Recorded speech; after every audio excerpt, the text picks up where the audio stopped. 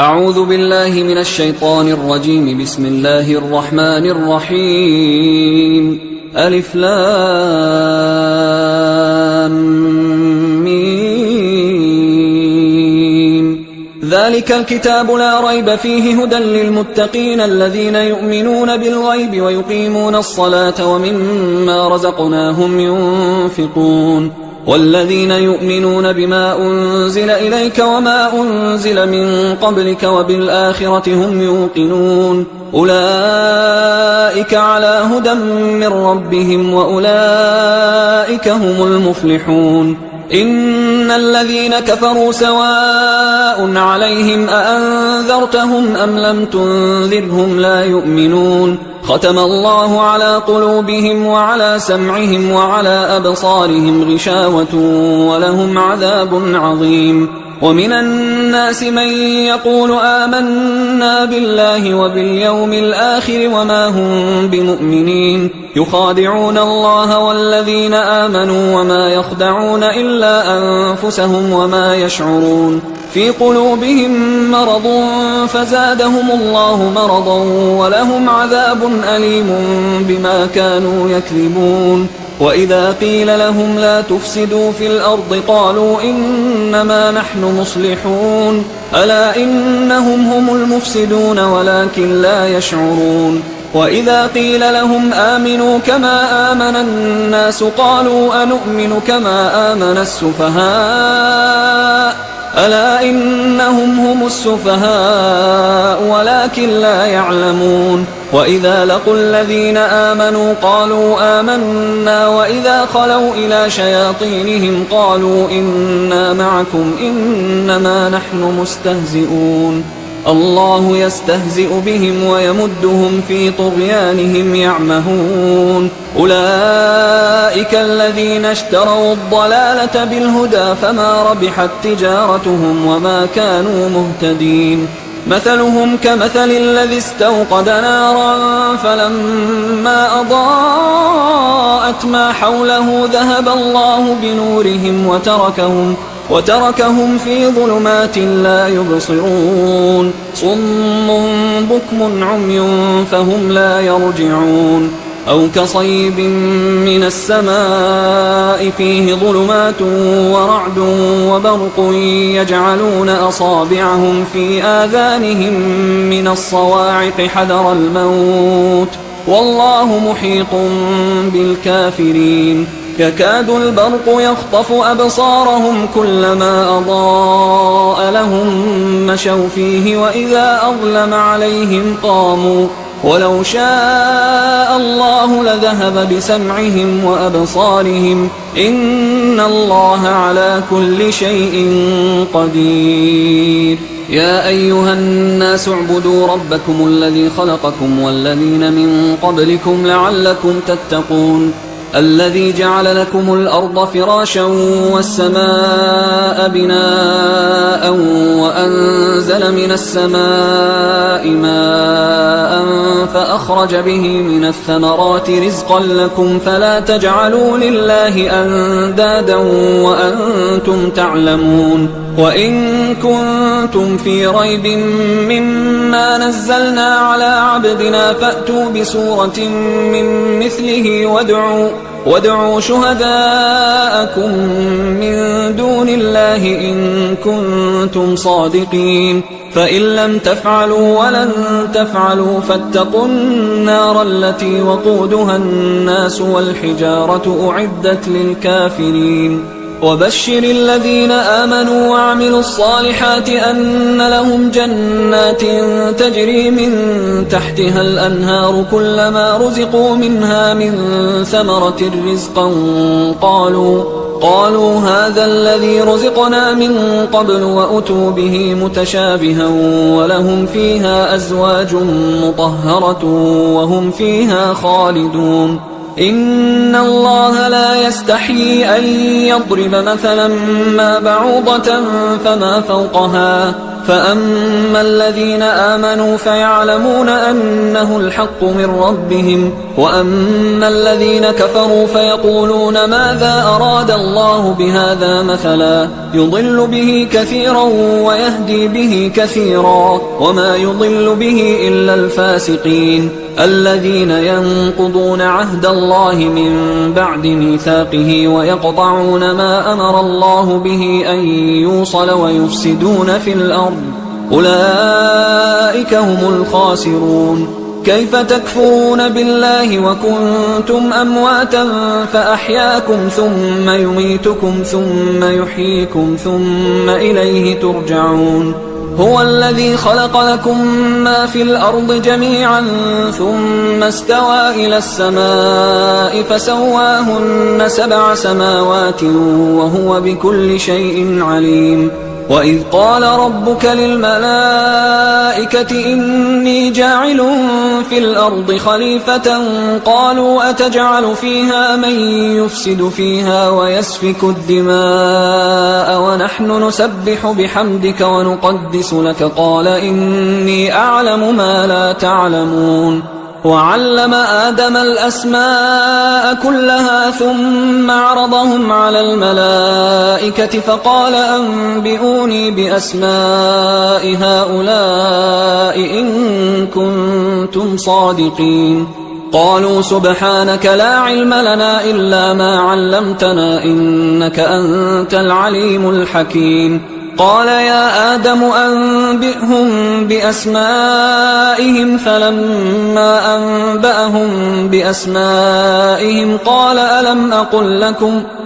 ألم أقل لكم إني أعلم غيب السماوات والأرض وأعلم ما تبدون وما كنتم تكتمون. وإذ قلنا للملائكة اسجدوا لآدم فسجدوا إلا إبليس أبى واستكبر وكان من الكافرين. وقلنا يا آدم اسكن أنت وزوجك الجنة وكلا منها رغدا حيث شئتما ولا تقربا هذه الشجرة فتكونا من الظالمين. فأزلهما الشيطان عنها فأخرجهما مما كانا فيه وقلنا اهبطوا بعضكم لبعض عدو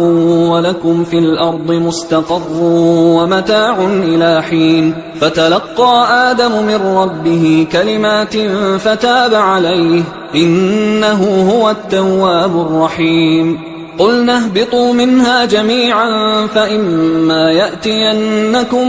مني هدى فمن تبع هداي فلا خوف عليهم ولا هم يحزنون. والذين كفروا وكذبوا بآياتنا أولئك أصحاب النار هم فيها خالدون. يا بني إسرائيل اذكروا نعمتي التي أنعمت عليكم وأوفوا بعهدي أوف بعهدكم وإياي فارهبون. وآمنوا بما أنزلت مصدقا لما معكم ولا تكونوا أول كافر به ولا تشتروا بآياتي ثمنا قليلا وإياي فاتقون. ولا تلبسوا الحق بالباطل وتكتموا الحق وأنتم تعلمون. وأقيموا الصلاة وآتوا الزكاة واركعوا مع الراكعين. أتأمرون الناس بالبر وتنسون أنفسكم وأنتم تتلون الكتاب أفلا تعقلون. واستعينوا بالصبر والصلاة وإنها لكبيرة إلا على الخاشعين الذين يظنون أنهم ملاقو ربهم وأنهم إليه راجعون. يا بني إسرائيل اذكروا نعمتي التي أنعمت عليكم وأني فضلتكم على العالمين. واتقوا يوما لا تجزي نفس عن نفس شيئا ولا يقبل منها شفاعة ولا يؤخذ منها عدل ولا هم ينصرون. وإذ نجيناكم من آل فرعون يسومونكم سوء العذاب يذبحون أبناءكم ويستحيون نساءكم وفي ذلكم بلاء من ربكم عظيم. وإذ فرقنا بكم البحر فأنجيناكم وأغرقنا آل فرعون وأنتم تنظرون. وإذ واعدنا موسى 40 ليلة ثم اتخذتم العجل من بعده وأنتم ظالمون. ثم عفونا عنكم من بعد ذلك لعلكم تشكرون وإذ آتينا موسى الكتاب والفرقان لعلكم تهتدون وإذ قال موسى لقومه يا قوم إنكم ظلمتم أنفسكم باتخاذكم العجل فتوبوا إلى بارئكم فاقتلوا أنفسكم ذلكم خير لكم عند بارئكم فتاب عليكم إنه هو التواب الرحيم وإذ قلتم يا موسى لن نؤمن لك حتى نرى الله جهرة فأخذتكم الصاعقة وأنتم تنظرون ثم بعثناكم من بعد موتكم لعلكم تشكرون وظللنا عليكم الغمام وأنزلنا عليكم المن والسلوى كلوا من طيبات ما رزقناكم وما ظلمونا ولكن كانوا أنفسهم يظلمون وإذ قلنا ادخلوا هذه القرية فكلوا منها حيث شئتم رغدا وادخلوا الباب سجدا وقولوا حطة نغفر لكم خطاياكم وسنزيد المحسنين فبدل الذين ظلموا قولا غير الذي قيل لهم فأنزلنا على الذين ظلموا رجزا من السماء بما كانوا يفسقون وإذ استسقى موسى لقومه فقلنا اضرب بعصاك الحجر فانفجرت منه 12 عينا قد علم كل أناس مشربهم كلوا واشربوا من رزق الله ولا تعثوا في الأرض مفسدين وإذ قلتم يا موسى لن نصبر على طعام واحد فادع لنا ربك يخرج لنا مما تنبت الأرض من بقلها وقثائها وفومها وعدسها وبصلها قال أتستبدلون الذي هو أدنى بالذي هو خير اهبطوا مصرا فإن لكم ما سألتم وضربت عليهم الذلة والمسكنة وباءوا بغضب من الله ذلك بأنهم كانوا يكفرون بآيات الله ويقتلون النبيين بغير الحق ذلك بما عصوا وكانوا يعتدون إن الذين آمنوا والذين هادوا والنصارى والصابئين من آمن بالله واليوم الآخر وعمل صالحا فلهم أجرهم عند ربهم ولا خوف عليهم ولا هم يحزنون وإذ أخذنا ميثاقكم ورفعنا فوقكم الطور خذوا ما آتيناكم بقوة واذكروا ما فيه لعلكم تتقون ثم توليتم من بعد ذلك فلولا فضل الله عليكم ورحمته لكنتم من الخاسرين ولقد علمتم الذين اعتدوا منكم في السبت فقلنا لهم كونوا قردة خاسئين فجعلناها نكالا لما بين يديها وما خلفها وموعظة للمتقين وإذ قال موسى لقومه إن الله يأمركم أن تذبحوا بقرة قالوا أتتخذنا هزوا قال أعوذ بالله أن أكون من الجاهلين قالوا ادع لنا ربك يبين لنا ما هي قال إنه يقول إنها بقرة لا فارض ولا بكر عوان بين ذلك فافعلوا ما تؤمرون قالوا ادع لنا ربك يبين لنا ما لونها قال إنه يقول إنها بقرة صفراء فاقع لونها تسر الناظرين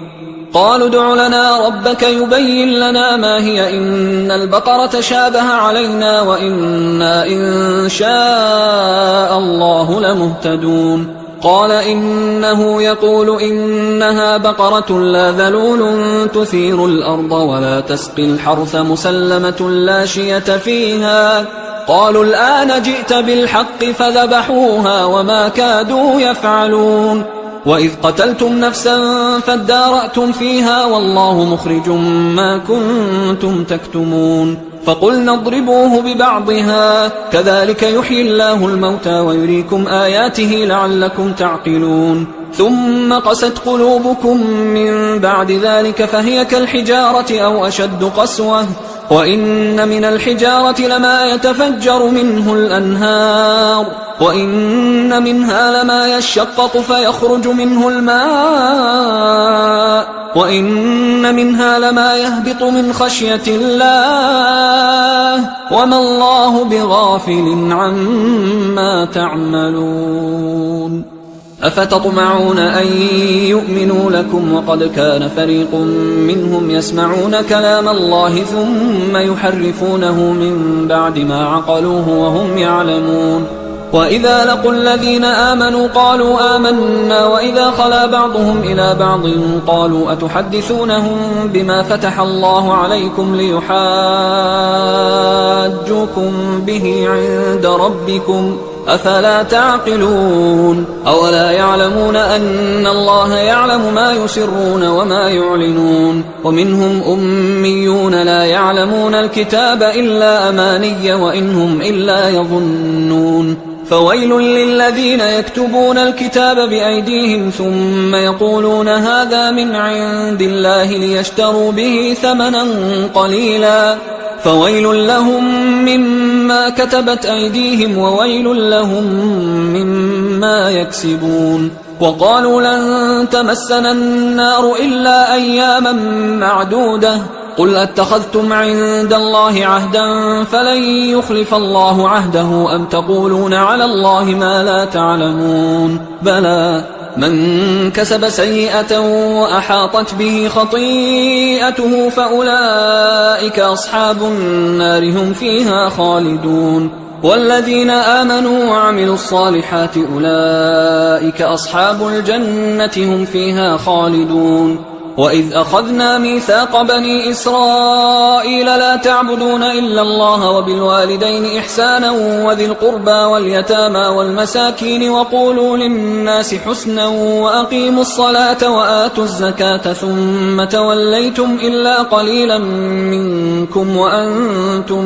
معرضون وإذ أخذنا ميثاقكم لا تسفكون دماءكم ولا تخرجون أنفسكم من دياركم ثم أقررتم وأنتم تشهدون ثم أنتم هؤلاء تقتلون أنفسكم وتخرجون فريقا منكم من ديارهم تظاهرون عليهم بالإثم والعدوان وإن يأتوكم أسارى تفادوهم وهو محرم عليكم إخراجهم أفتؤمنون ببعض الكتاب وتكفرون ببعض فما جزاء من يفعل ذلك منكم إلا خزي في الحياة الدنيا ويوم القيامة يردون إلى أشد العذاب وما الله بغافل عما تعملون أولئك الذين اشتروا الحياة الدنيا بالآخرة فلا يخفف عنهم العذاب ولا هم ينصرون ولقد آتينا موسى الكتاب وقفينا من بعده بالرسل وآتينا عيسى ابن مريم البينات وأيدناه بروح القدس أفكلما جاءكم رسول بما لا تهوى أنفسكم استكبرتم ففريقا كذبتم وفريقا تقتلون وقالوا قلوبنا غلف بل لعنهم الله بكفرهم فقليلا ما يؤمنون ولما جاءهم كتاب من عند الله مصدق لما معهم وكانوا من قبل يستفتحون على الذين كفروا فلما جاءهم ما عرفوا كفروا به فلعنة الله على الكافرين بئس ما اشتروا به أنفسهم أن يكفروا بما أنزل الله بغيا أن ينزل الله من فضله على من يشاء من عباده فباءوا بغضب على غضب وللكافرين عذاب مهين وإذا قيل لهم آمنوا بما أنزل الله قالوا نؤمن بما أنزل علينا ويكفرون بما وراءه وهو الحق مصدقا لما معهم قل فلم تقتلون أنبياء الله من قبل إن كنتم مؤمنين ولقد جاءكم موسى بالبينات ثم اتخذتم العجل من بعده وأنتم ظالمون وإذ أخذنا ميثاقكم ورفعنا فوقكم الطور خذوا ما آتيناكم بقوة واسمعوا قالوا سمعنا وعصينا وأشربوا في قلوبهم العجل بكفرهم قل بئس ما يأمركم به إيمانكم إن كنتم مؤمنين قل إن كانت لكم الدار الآخرة عند الله خالصة من دون الناس فتمنوا الموت إن كنتم صادقين ولن يتمنوه أبدا بما قدمت أيديهم والله عليم بالظالمين ولتجدنهم أحرص الناس على حياة ومن الذين أشركوا يود أحدهم لو يعمر 1000 سنة وما هو بمزحزحه من العذاب أن يعمر والله بصير بما يعملون قل من كان عدوا لجبريل فإنه نزله على قلبك بإذن الله مصدقا لما بين يديه وهدى وبشرى للمؤمنين من كان عدوا لله وملائكته ورسله وجبريل وميكال فإن الله عدو للكافرين ولقد أنزلنا إليك آيات بينات وما يكفر بها إلا الفاسقون أوكلما عاهدوا عهدا نبذه فريق منهم بل أكثرهم لا يؤمنون ولما جاءهم رسول من عند الله مصدق لما معهم نبذ فريق من الذين أوتوا الكتاب كتاب الله وراء ظهورهم كأنهم لا يعلمون واتبعوا ما تتلو الشياطين على ملك سليمان وما كفر سليمان ولكن الشياطين كفروا يعلمون الناس السحر وما أنزل على الملكين ببابل هاروت وماروت وما يعلمان من أحد حتى يقولا إنما نحن فتنة فلا تكفر فيتعلمون منهما ما يفرقون به بين المرء وزوجه وما هم بضارين به من أحد إلا بإذن الله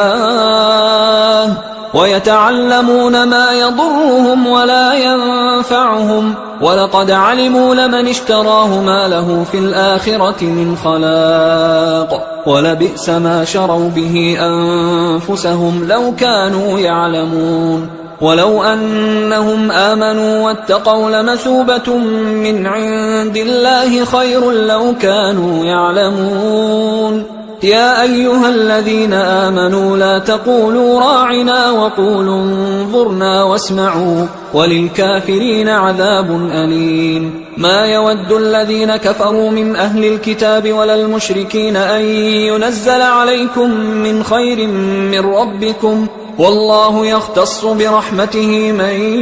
يشاء والله ذو الفضل العظيم ما ننسخ من آية أو ننسها نأت بخير منها أو مثلها ألم تعلم أن الله على كل شيء قدير ألم تعلم أن الله له ملك السماوات والأرض وما لكم من دون الله من ولي ولا نصير أم تريدون أن تسألوا رسولكم كما سئل موسى من قبل ومن يتبدل الكفر بالإيمان فقد ضل سواء السبيل ود كثير من أهل الكتاب لو يردونكم من بعد إيمانكم كفارا حسدا من عند أنفسهم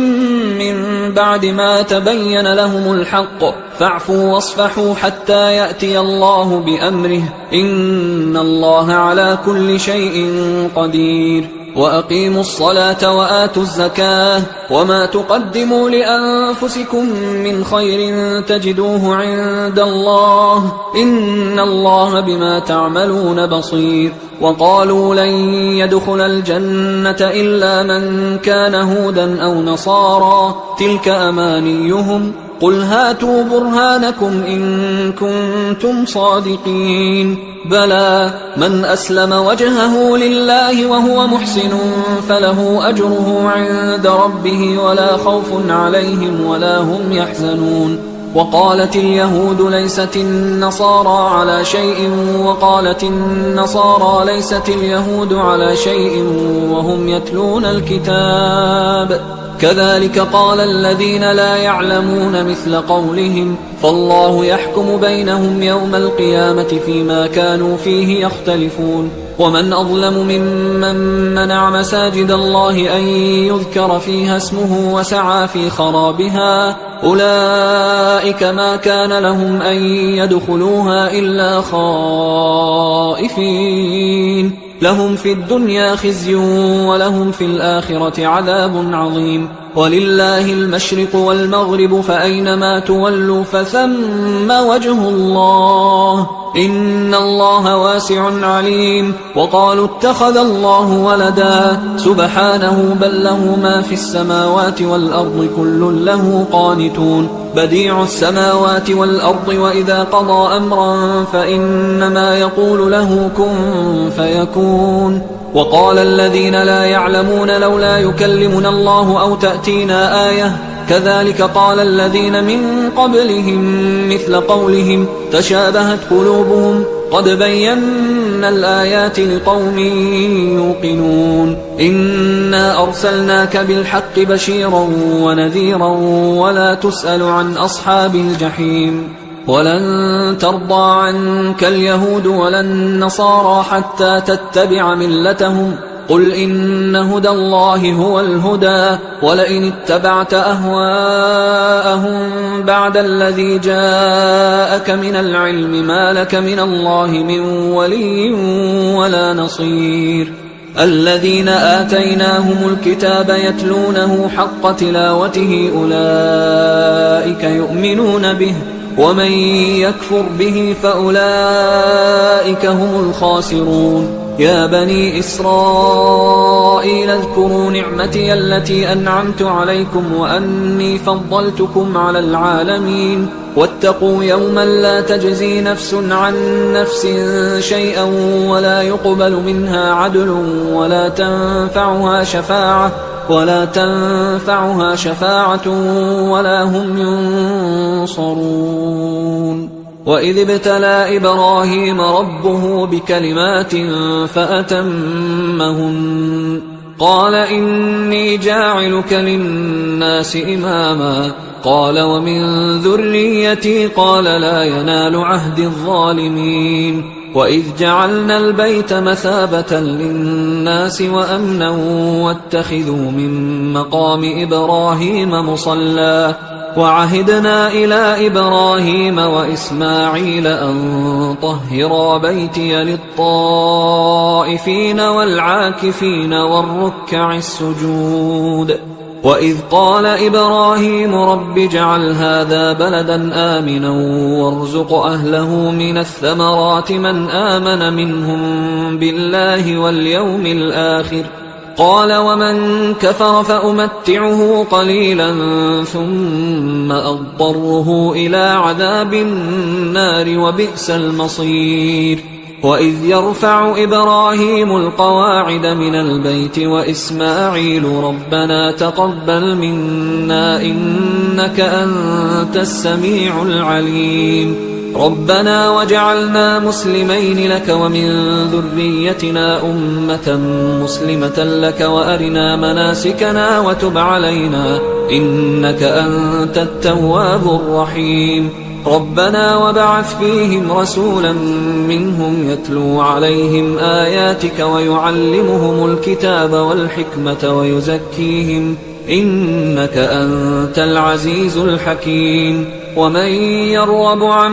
ملة إبراهيم إلا من سفه نفسه ولقد اصطفيناه في الدنيا وإنه في الآخرة لمن الصالحين إذ قال له ربه أسلم قال أسلمت لرب العالمين ووصى بها إبراهيم بنيه ويعقوب يا بني إن الله اصطفى لكم الدين فلا تموتن إلا وأنتم مسلمون أم كنتم شهداء إذ حضر يعقوب الموت إذ قال لبنيه ما تعبدون من بعدي قالوا نعبد إلهك وإله آبائك إبراهيم وإسماعيل وإسحاق إلها واحدا ونحن له مسلمون تلك أمة قد خلت لها ما كسبت ولكم ما كسبتم ولا تسألون عما كانوا يعملون وقالوا كونوا هودا أو نصارى تهتدوا قل بل ملة إبراهيم حنيفا وما كان من المشركين قولوا آمنا بالله وما أنزل إلينا وما أنزل إلى إبراهيم وإسماعيل وإسحاق ويعقوب والأسباط وما أوتي موسى وعيسى وما أوتي النبيون من ربهم لا نفرق بين أحد منهم ونحن له مسلمون فإن آمنوا بمثل ما آمنتم به فقد اهتدوا وإن تولوا فإنما هم في شقاق فسيكفيكهم الله وهو السميع العليم صبغة الله ومن أحسن من الله صبغة ونحن له عابدون قل أتحاجوننا في الله وهو ربنا وربكم ولنا أعمالنا ولكم أعمالكم ونحن له مخلصون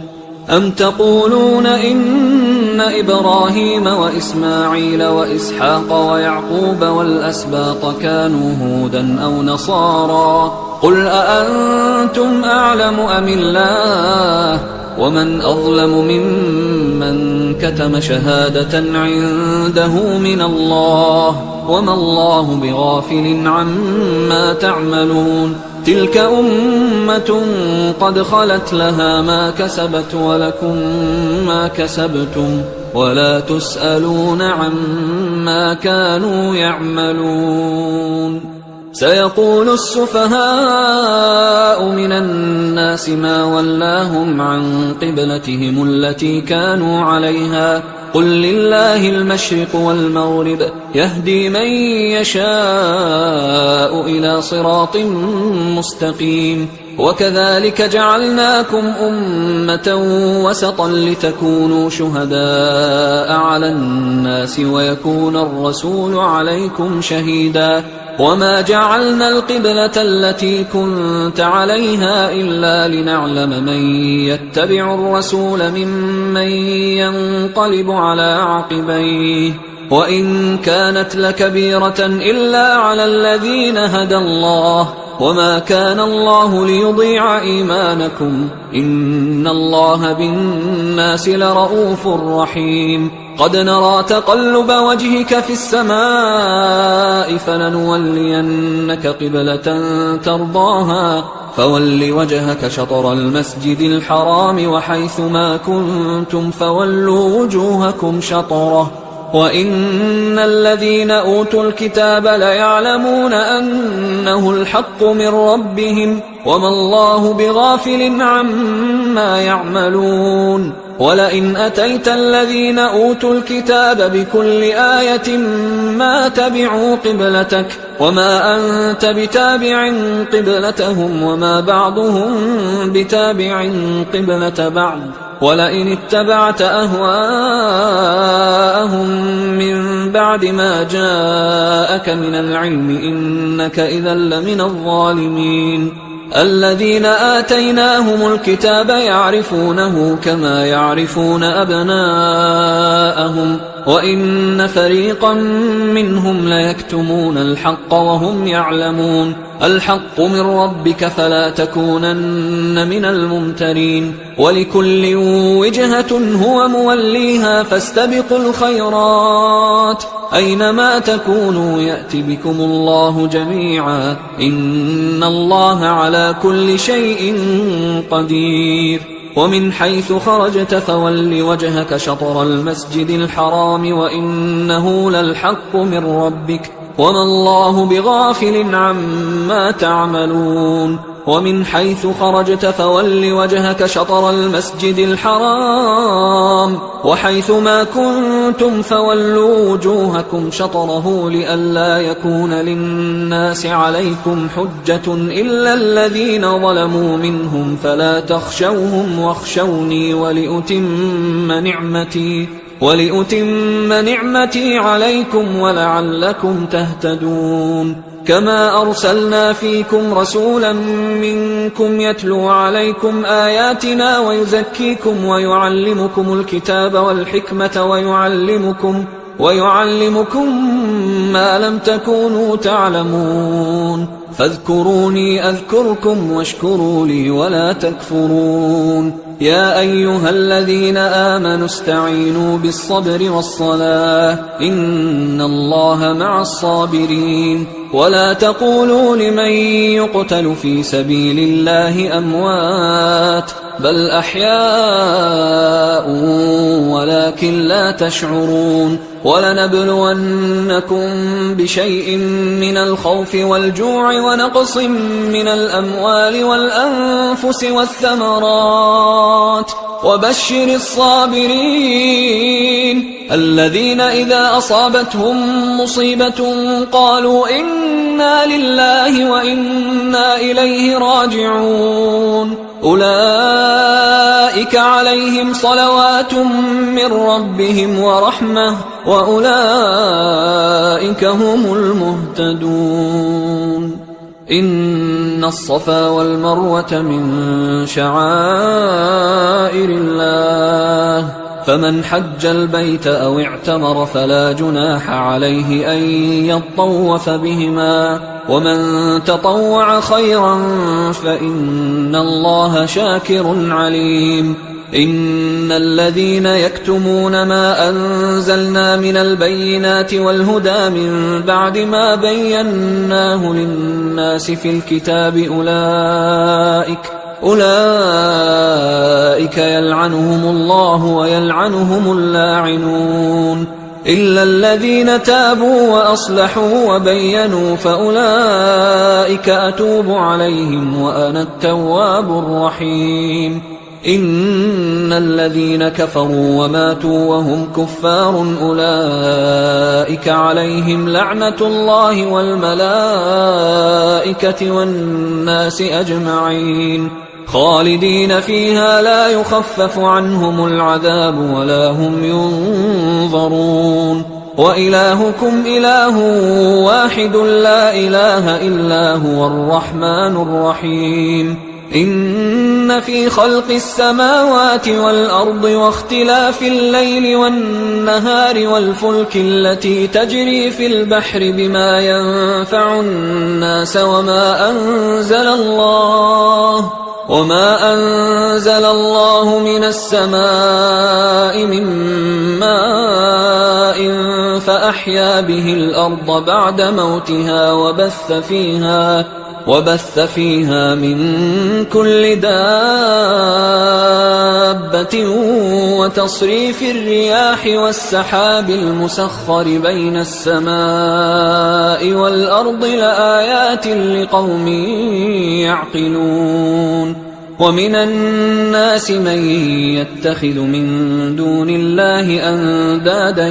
يحبونهم كحب الله والذين آمنوا أشد حبا لله ولو يرى الذين ظلموا إذ يرون العذاب أن القوة لله جميعا وأن الله شديد العذاب إذ تبرأ الذين اتبعوا من الذين اتبعوا ورأوا العذاب وتقطعت بهم الأسباب وقال الذين اتبعوا لو أن لنا كرة فنتبرأ منهم كما تبرأوا منا كذلك يريهم الله أعمالهم حسرات عليهم وما هم بخارجين من النار. يا أيها الناس كلوا مما في الأرض حلالا طيبا ولا تتبعوا خطوات الشيطان إنه لكم عدو مبين. إنما يأمركم بالسوء والفحشاء وأن تقولوا على الله ما لا تعلمون. وإذا قيل لهم اتبعوا ما أنزل الله قالوا بل نتبع ما ألفينا عليه آباءنا أولو كان آباؤهم لا يعقلون شيئا ولا يهتدون. ومثل الذين كفروا كمثل الذي ينعق بما لا يسمع إلا دعاء ونداء صم بكم عمي فهم لا يعقلون. يا أيها الذين آمنوا كلوا من طيبات ما رزقناكم واشكروا لله إن كنتم إياه تعبدون. إنما حرم عليكم الميتة والدم ولحم الخنزير وما أهل به لغير الله فمن اضطر غير باغ ولا عاد فلا إثم عليه إن الله غفور رحيم. إن الذين يكتمون ما أنزل الله من الكتاب ويشترون به ثمنا قليلا أولئك ما يأكلون في بطونهم إلا النار ولا يكلمهم الله يوم القيامة ولا يزكيهم ولهم عذاب أليم. أولئك الذين اشتروا الضلالة بالهدى والعذاب بالمغفرة فما أصبرهم على النار ذلك بأن الله نزل الكتاب بالحق وإن الذين اختلفوا في الكتاب لفي شقاق بعيد. ليس البر أن تولوا وجوهكم قبل المشرق والمغرب ولكن البر من آمن بالله واليوم الآخر والملائكة والكتاب والنبيين وآتى المال على حبه ذوي القربى واليتامى والمساكين وابن السبيل والسائلين وفي الرقاب وأقام الصلاة وآتى الزكاة والموفون بعهدهم إذا عاهدوا والصابرين في البأساء والضراء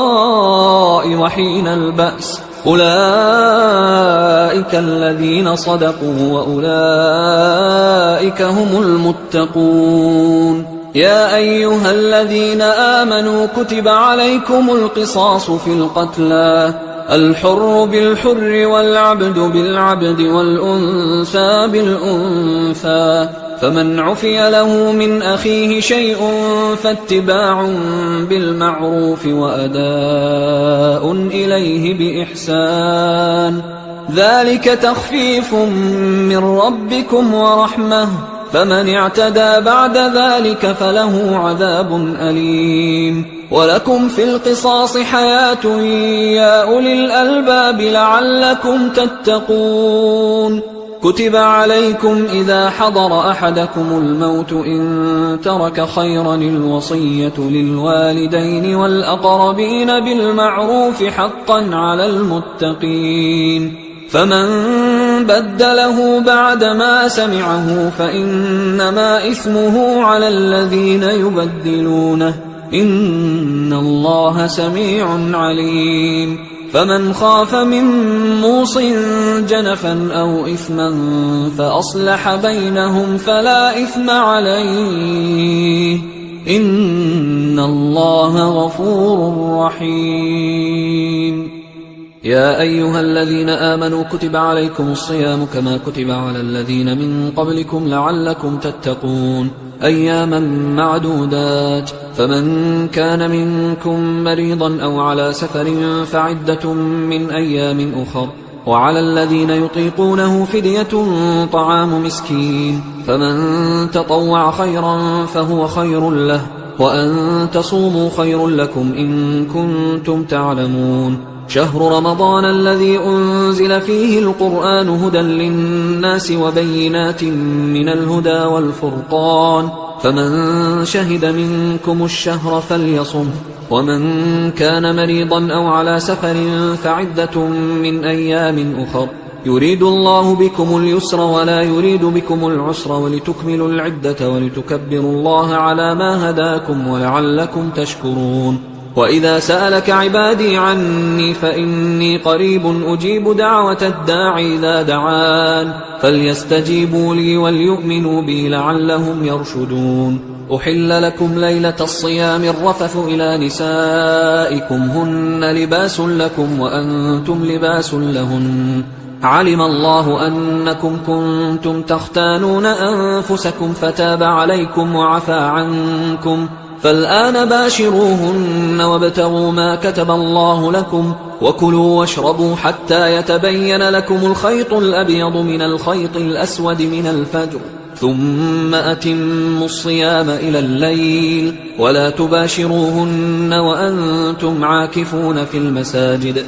تلك حدود الله فلا تقربوها كذلك يبين الله آياته للناس لعلهم يتقون ولا تأكلوا أموالكم بينكم بالباطل وتدلوا بها إلى الحكام لتأكلوا فريقا من أموال الناس بالإثم وأنتم تعلمون يسألونك عن الأهلة قل هي مواقيت للناس والحج وليس البر بأن تأتوا البيوت من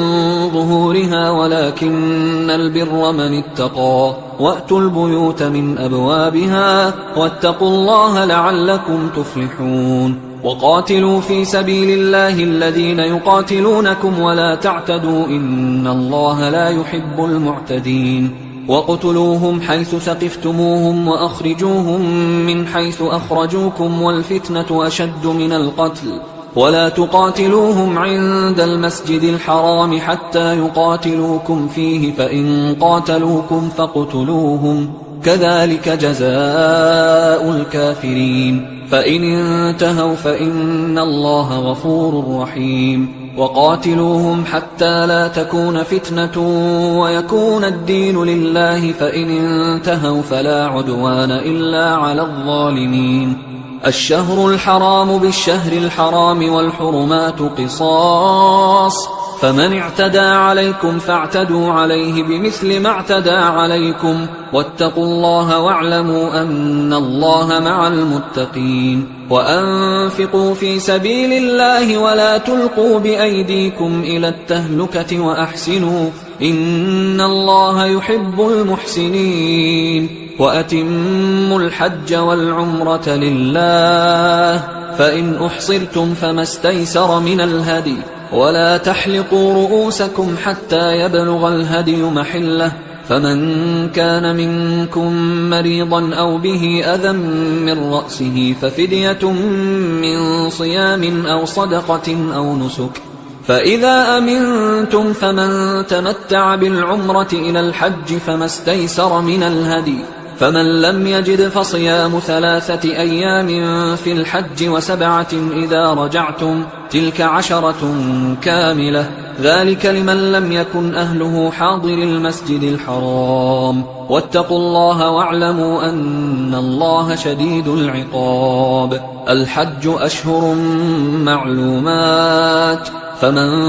فرض فيهن الحج فلا رفث ولا فسوق ولا جدال في الحج وما تفعلوا من خير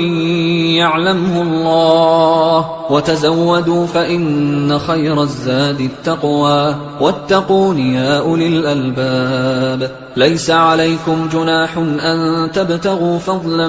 من ربكم فإذا أفضتم من عرفات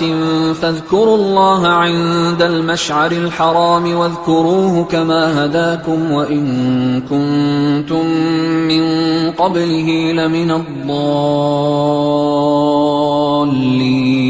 ثم أفيضوا من حيث أفاض الناس واستغفروا الله إن الله غفور رحيم فإذا قضيتم مناسككم فاذكروا الله كذكركم آباءكم أو أشد ذكرا فمن الناس من يقول ربنا آتنا في الدنيا وما له في الآخرة من خلاق ومنهم من يقول ربنا آتنا في الدنيا حسنة وفي الآخرة حسنة وقنا عذاب النار أولئك لهم نصيب مما كسبوا والله سريع الحساب واذكروا الله في أيام معدودات فمن تعجل في يومين فلا إثم عليه ومن تأخر فلا إثم عليه لمن اتقى واتقوا الله واعلموا أنكم إليه تحشرون ومن الناس من يعجبك قوله في الحياة الدنيا ويشهد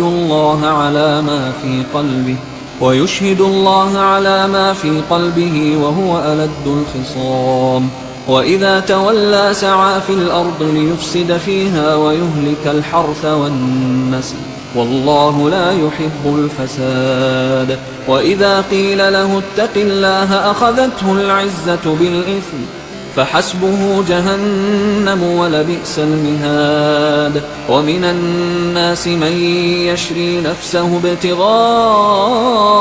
مرضات الله والله رؤوف بالعباد يا أيها الذين آمنوا ادخلوا في السلم كافة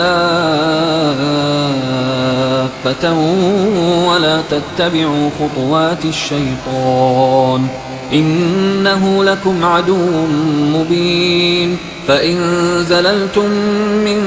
بعد ما جاءتكم البينات فاعلموا أن الله عزيز حكيم هل ينظرون إلا أن يأتيهم الله في ظلل من الغمام والملائكة وقضي الأمر وإلى الله ترجع الأمور سل بني إسرائيل كم آتيناهم من آية بينة ومن يبدل نعمة الله من بعد ما جاءته فإن الله شديد العقاب زين للذين كفروا الحياة الدنيا ويسخرون من الذين آمنوا والذين اتقوا فوقهم يوم القيامة والله يرزق من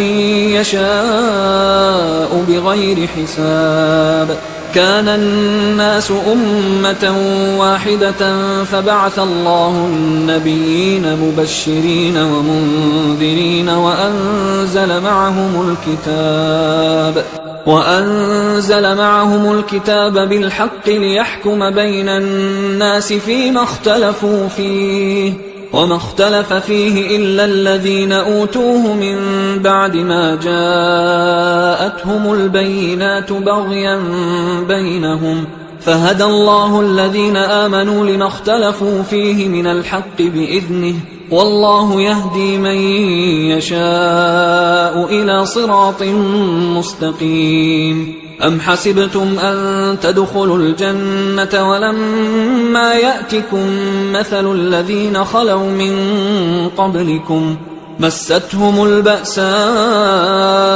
والضراء وزلزلوا حتى يقول الرسول والذين آمنوا معه متى نصر الله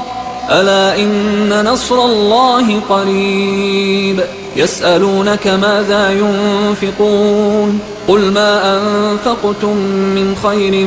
فللوالدين والأقربين واليتامى والمساكين وابن السبيل وما تفعلوا من خير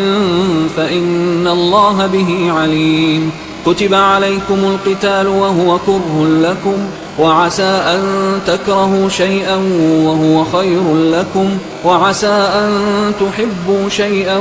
وهو شر لكم، والله يعلم وأنتم لا تعلمون. يسألونك عن الشهر الحرام قتال فيه، قل قتال فيه كبير، وصد عن سبيل الله وكفر به والمسجد الحرام وإخراج أهله منه أكبر عند الله، والفتنة أكبر من القتل، ولا يزالون يقاتلونكم حتى يردوكم عن دينكم إن استطاعوا، ومن يرتدد منكم عن دينه فيمت وهو كافر فأولئك حبطت أعمالهم في الدنيا والآخرة، وأولئك أصحاب النار هم فيها خالدون. إن الذين آمنوا والذين هاجروا وجاهدوا في سبيل الله أولئك يرجون رحمة الله، والله غفور رحيم. يسألونك عن الخمر والميسر قل فيهما إثم كبير ومنافع للناس وإثمهما أكبر من نفعهما، ويسألونك ماذا ينفقون قل العفو، كذلك يبين الله لكم الآيات لعلكم تتفكرون في الدنيا والآخرة. ويسألونك عن اليتامى قل إصلاح لهم خير، وإن تخالطوهم فإخوانكم والله يعلم المفسد من المصلح، ولو شاء الله لأعنتكم إن الله عزيز حكيم. ولا تنكحوا المشركات حتى يؤمنوا، ولأمة مؤمنة خير من مشركة ولو أعجبتكم، ولا تنكحوا المشركين حتى يؤمنوا، ولعبد مؤمن خير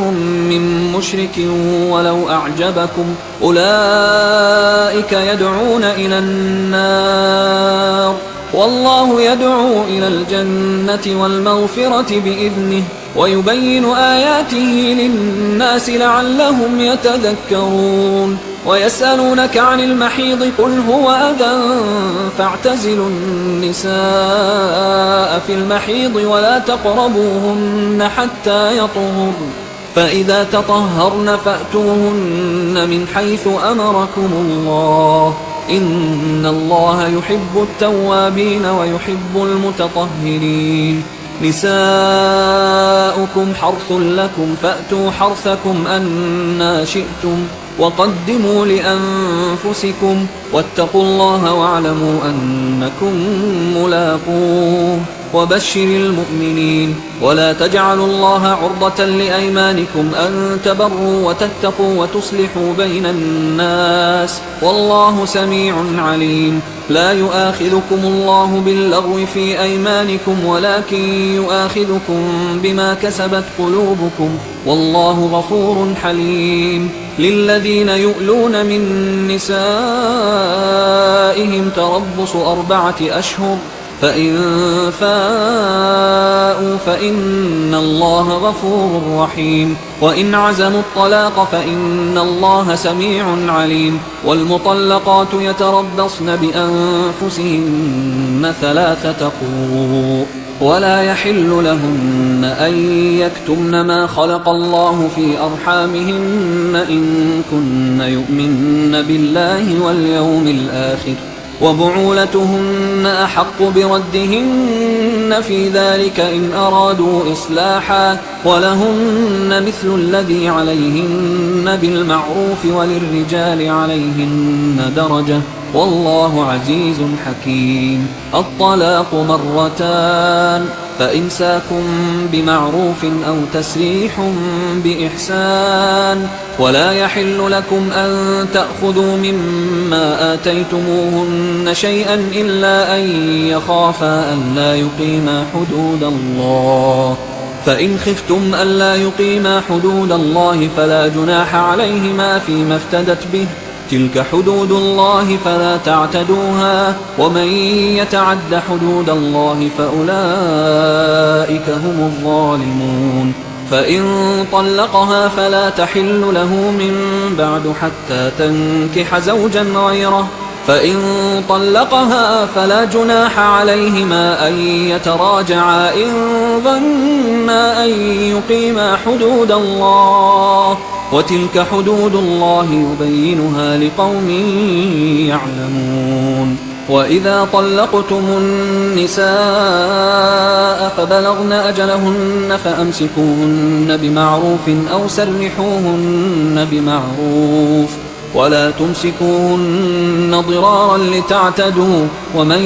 يفعل ذلك فقد ظلم نفسه. ولا تتخذوا آيات الله هزوا، واذكروا نعمة الله عليكم وما أنزل عليكم من الكتاب والحكمة يعظكم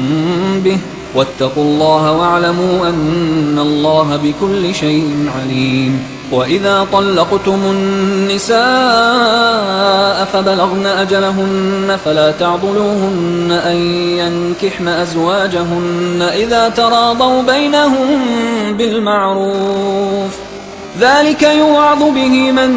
كان منكم يؤمن بالله واليوم الآخر، ذلكم أزكى لكم وأطهر، والله يعلم وأنتم لا تعلمون. والوالدات يرضعن أولادهن حولين كاملين لمن أراد أن يتم الرضاعة، وعلى المولود له رزقهن وكسوتهن بالمعروف، لا تكلف نفس إلا وسعها، لا تضار والدة بولدها ولا مولود له بولده، وعلى الوارث مثل ذلك، فإن أرادا فصالا عن تراض منهما وتشاور فلا جناح عليهما. وإن أردتم أن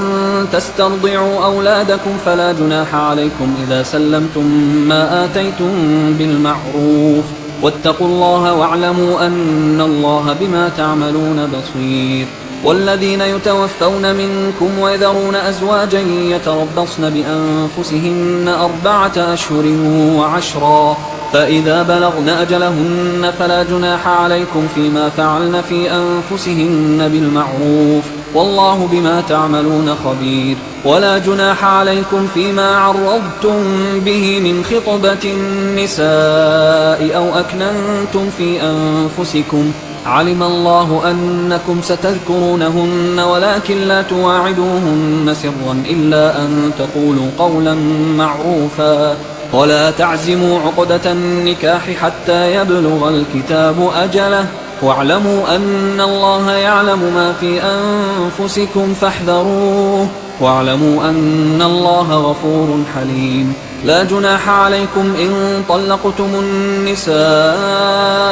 ما لم تمسوهن أو تفرضوا لهن فريضة، ومتعوهن على الموسع قدره وعلى المقتر قدره متاعا بالمعروف حقا على المحسنين. وإن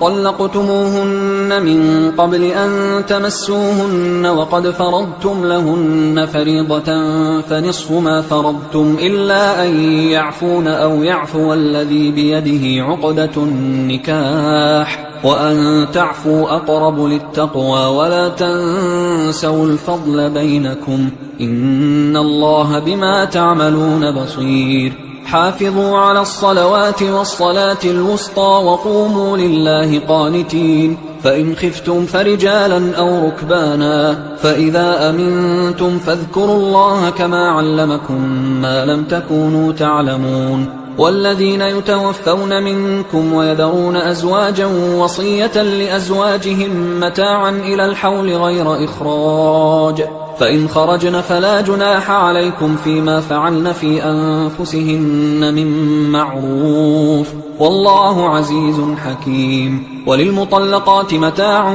بالمعروف حقا على المتقين، كذلك يبين الله لكم آياته لعلكم تعقلون. ألم تر إلى الذين خرجوا من ديارهم وهم ألوف حذر الموت فقال لهم الله موتوا ثم أحياهم، إن الله لذو فضل على الناس ولكن أكثر الناس لا يشكرون. وقاتلوا في سبيل الله واعلموا أن الله سميع عليم. من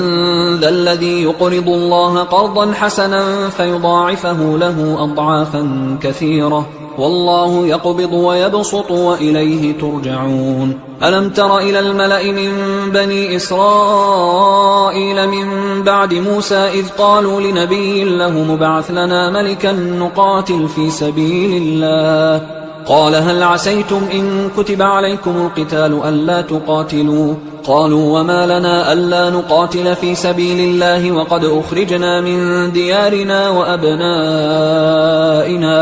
فلما كتب عليهم القتال تولوا إلا قليلا منهم والله عليم بالظالمين وقال لهم نبيهم إن الله قد بعث لكم طالوت ملكا قالوا أنى يكون له الملك علينا ونحن أحق بالملك منه ولم يؤت سعة من المال قال إن الله اصطفاه عليكم وزاده بسطة في العلم والجسم والله يؤتي ملكه من يشاء والله واسع عليم وقال لهم نبيهم إن آية ملكه أن يأتيكم التابوت فيه سكينة من ربكم وبقية مما ترك آل موسى وآل هارون تحمله الملائكة إن في ذلك لآية لكم إن كنتم مؤمنين فلما فصل طالوت بالجنود قال إن الله مبتليكم بنهر فمن شرب منه فليس مني ومن لم يطعمه فإنه مني إلا من اغترف غرفة بيده فشربوا منه إلا قليلا منهم فلما جاوزه هو والذين آمنوا معه قالوا لا طاقة لنا اليوم بجالوت وجنوده قال الذين يظنون أنهم ملاقوا الله كم من فئة قليلة غلبت فئة كثيرة بإذن الله والله مع الصابرين ولما برزوا لجالوت وجنوده قالوا ربنا أفرغ علينا صبرا وثبت أقدامنا وانصرنا على القوم الكافرين فهزموهم بإذن الله وقتل داود جالوت وآتاه الله الملك والحكمة وعلمه مما يشاء ولولا دفع الله الناس بعضهم ببعض لفسدت الأرض ولكن الله ذو فضل على العالمين تلك آيات الله نتلوها عليك بالحق وإنك لمن المرسلين تلك الرسل فضلنا بعضهم على بعض منهم من كلم الله ورفع بعضهم درجات وآتينا عيسى ابن مريم البينات وأيدناه بروح القدس ولو شاء الله ما اقتتل الذين من بعدهم من بعد ما جاءتهم البينات ولكن اختلفوا فمنهم من آمن ومنهم من كفر ولو شاء الله ما اقتتلوا ولكن الله يفعل ما يريد يا أيها الذين آمنوا أنفقوا مما رزقناكم من قبل أن يأتي يوم لا بيع فيه ولا خلة ولا شفاعة والكافرون هم الظالمون الله لا إله إلا هو الحي القيوم لا تأخذه سنة ولا نوم له ما في السماوات وما في الأرض من ذا الذي يشفع عنده إلا بإذنه يعلم ما بين أيديهم وما خلفهم ولا يحيطون بشيء من علمه إلا بما شاء وسع كرسيه السماوات والأرض ولا يؤوده حفظهما وهو العلي العظيم لا إكراه في الدين قد تبين الرشد من الغي فمن يكفر بالطاغوت ويؤمن بالله فقد استمسك بالعروة الوثقى لا انفصام لها والله سميع عليم الله ولي الذين آمنوا يخرجهم من الظلمات إلى النور والذين كفروا أولياؤهم الطاغوت يخرجونهم من النور إلى الظلمات أولئك أصحاب النار هم فيها خالدون ألم تر إلى الذي حاج إبراهيم في ربه أن آتاه الله الملك إذ قال إبراهيم ربي الذي يحيي ويميت قال أنا أحيي وأميت قال إبراهيم فإن الله يأتي بالشمس من المشرق فأت بها من المغرب فبهت الذي كفر والله لا يهدي القوم الظالمين. أو كالذي مر على قرية وهي خاوية على عروشها قال أنى يحيي هذه الله بعد موتها فأماته الله 100 عام ثم بعثه قال كم لبثت؟ قال لبثت يوما أو بعض يوم. قال بل لبثت 100 عام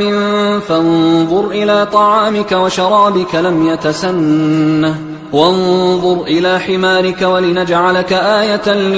للناس وانظر إلى العظام كيف ننشزها ثم نكسوها لحما فلما تبين له قال أعلم أن الله على كل شيء قدير. وإذ قال إبراهيم رب أرني كيف تحيي الموتى قال أولم تؤمن قال بلى ولكن ليطمئن قلبي قال فخذ 4 من الطير فصرهن إليك ثم اجعل على كل جبل منهن جزءا ثم ادعهن يأتينك سعيا واعلم أن الله عزيز حكيم. مثل الذين ينفقون أموالهم في سبيل الله كمثل حبة أنبتت 7 سنابل في كل سنبلة 100 حبة والله يضاعف لمن يشاء والله واسع عليم. الذين ينفقون أموالهم في سبيل الله ثم لا يتبعون ما أنفقوا منا ولا أذى لهم أجرهم عند ربهم ولا خوف عليهم ولا هم يحزنون. قول معروف ومغفرة خير من صدقة يتبعها أذى والله غني حليم. يا أيها الذين آمنوا لا تبطلوا صدقاتكم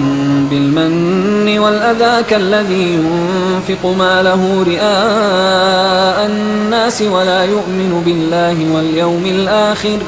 فمثله كمثل صفوان عليه تراب فأصابه وابل فتركه صلدا لا يقدرون على شيء مما كسبوا والله لا يهدي القوم الكافرين. ومثل الذين ينفقون أموالهم ابتغاء مرضات الله وتثبيتا من أنفسهم كمثل جنة بربوة أصابها وابل فآتت أكلها ضعفين فإن لم يصبها وابل فطل والله بما تعملون بصير. أيود أحدكم أن تكون له جنة من نخيل وأعناب تجري من تحتها الأنهار له فيها من كل الثمرات وأصابه الكبر وله ذرية ضعفاء فأصابها إعصار فيه نار فاحترقت كذلك يبين الله لكم الآيات لعلكم تتفكرون. يا أيها الذين آمنوا أنفقوا من طيبات ما كسبتم ومما أخرجنا لكم من الأرض ولا تيمموا الخبيث منه تنفقون ولستم بآخذيه إلا أن تغمضوا فيه واعلموا أن الله غني حميد. الشيطان يعدكم الفقر ويأمركم بالفحشاء والله يعدكم مغفرة منه وفضلا والله واسع عليم. يؤتي الحكمة من يشاء ومن يؤت الحكمة فقد أوتي خيرا كثيرا وما يذكر إلا أولو الألباب. وما أنفقتم من نفقة أو نذرتم من نذر فإن الله يعلمه وما للظالمين من أنصار. إن تبدوا الصدقات فنعما هي، وإن تخفوها وتؤتوها الفقراء فهو خير لكم ويكفر عنكم من سيئاتكم والله بما تعملون خبير. ليس عليك هداهم ولكن الله يهدي من يشاء، وما تنفقوا من خير فلأنفسكم وما تنفقون إلا ابتغاء وجه الله وما تنفقوا من خير يوفى إليكم وأنتم لا تظلمون. للفقراء الذين أحصروا في سبيل الله لا يستطيعون ضربا في الأرض يحسبهم الجاهل أغنياء من التعفف تعرفهم بسيماهم لا يسألون الناس إلحافا، وما تنفقوا من خير فإن الله به عليم. الذين ينفقون أموالهم بالليل والنهار سرا وعلانية فلهم أجرهم عند ربهم ولا خوف عليهم ولا هم يحزنون. الذين يأكلون الربا لا يقومون إلا كما يقوم الذي يتخبطه الشيطان من المس، ذلك بأنهم قالوا إنما البيع مثل الربا وأحل الله البيع وحرم الربا. فمن جاءه موعظة من ربه فانتهى فله ما سلف وأمره إلى الله، ومن عاد فأولئك أصحاب النار هم فيها خالدون. يمحق الله الربا ويربي الصدقات والله لا يحب كل كفار أثيم. إن الذين آمنوا وعملوا الصالحات وأقاموا الصلاة وآتوا الزكاة لهم أجرهم عند ربهم ولا خوف عليهم ولا هم يحزنون. يا أيها الذين آمنوا اتقوا الله وذروا ما بقي من الربا إن كنتم مؤمنين، فإن لم تفعلوا فأذنوا بحرب من الله ورسوله، وإن تبتم فلكم رؤوس أموالكم لا تظلمون ولا تظلمون. وإن كان ذو عسرة فنظرة إلى ميسرة، وأن تصدقوا خير لكم إن كنتم تعلمون. واتقوا يوما ترجعون فيه إلى الله ثم توفى كل نفس ما كسبت وهم لا يظلمون. يا أيها الذين آمنوا إذا تداينتم بدين إلى أجل مسمى فاكتبوه، وليكتب بينكم كاتب بالعدل ولا يأب كاتب أن يكتب كما علمه الله، فليكتب وليملل الذي عليه الحق وليتق الله ربه ولا يبخس منه شيئا، فإن كان الذي عليه الحق سفيها أو ضعيفا أو لا يستطيع أن يمله فليملل وليه بالعدل، واستشهدوا شهيدين من رجالكم، فإن لم يكونا رجلين فرجل وامرأتان ممن ترضون من الشهداء أن تضل إحداهما فتذكر إحداهما الأخرى، ولا يأبى الشهداء إذا ما دعوا، ولا تسأموا أن تكتبوه صغيرا أو كبيرا إلى أجله، ذلكم أقسط عند الله وأقوم للشهادة وأدنى أن لا ترتابوا إلا أن تكون تجارة حاضرة تديرونها بينكم فليس عليكم جناح ألا تكتبوها، وأشهدوا إذا تبايعتم ولا يضار كاتب